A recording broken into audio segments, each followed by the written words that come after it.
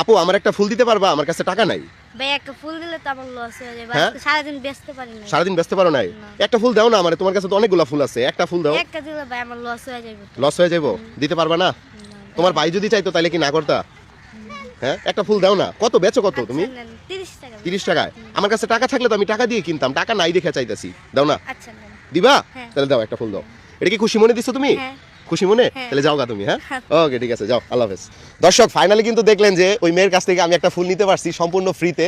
তো আজকে ওর জন্য একটা সারপ্রাইজ থাকবে, চলেন আসেন। তোমার নাম কি আপু? আসমা। আসমা। তো ভাইয়েরা যে একটা ফুল দিলা, টাকা নিলা না, তোমার লস হলো না? ওই লইব, বাইরে দিলে লস হইব না। লস হইব না? না। আচ্ছা, তো ঘটনাটা হইতেছে আমি যে বলছি তোমার আমার কাছে টাকা নাই, আমার কাছে মূলত টাকা আছে, আমি হচ্ছে তোমার একটু পরীক্ষা করছি। তো এটা কি করে? এটা মাথায় পরে হাতে পরে। মাথায় পড়ে? আচ্ছা, এই ফুলটা যদি মানে তুমি আমারে দেও তাহলে তুমি পাবা 30 টাকা, কিন্তু তুমি যদি এই ফুলটা নিজের মাথায় পড়ো তাহলে পাবা 500 টাকা। কোনটা করবা গাও?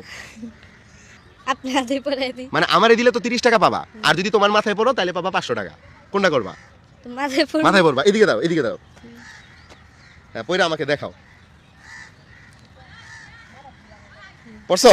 হ্যাঁ, আচ্ছা, কি জানো নাম?